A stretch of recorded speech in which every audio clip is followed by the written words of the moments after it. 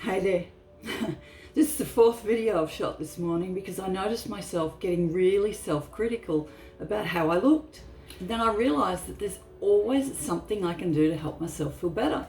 I've got a little process here that Abraham's taught us recently, the inactive box process. This is the first time I'm going to be writing this one down. Acknowledge where I'm at so that I've got somewhere to bounce off from. I just noticed myself being self-critical. I looked back at the videos that I made and I thought, oh, I should get Botox and fillers again, or oh, I don't look very good. Well, there's always something that you can do to make yourself feel better. To make myself feel better, one thing I've run around done, I've got proper lighting for videos again. I know that when I shoot videos for a client or photos for a client, I have to put them in proper lighting or I'm never happy with the results. There's always something you can do to help yourself feel better. So that's the first thing that I did. Now I looked at the second and the third videos and I thought, there is something else that I can do to help myself feel better. So I went and I put some foundation on.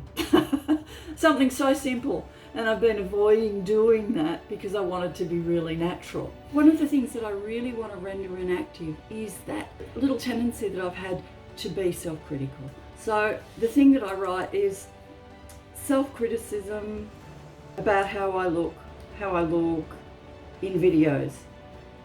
Let's be specific. Don't get too in-depth. And then I write inactive in big letters.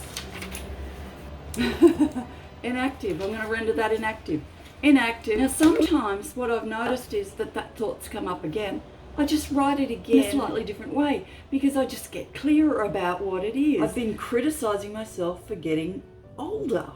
Now, there's nothing that you can do about that, but there's a lot of things that I can do about how I feel. If those same thoughts are going to keep coming up, and I'm sort of trying to push them away, well, that's really creating resistance. And it's also a little bit of avoidance. I found that this process of actually acknowledging where I'm at has been really beneficial.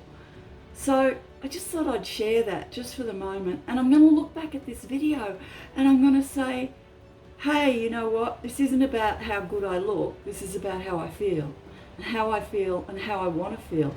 And I want to feel good about me. I want to be easier on myself. I want to feel good about where I'm at. I want to accept where I'm at. Life is going to have its ups and downs and its dips and its troughs and its ebbs and flows. There is always something I can do to help myself feel better.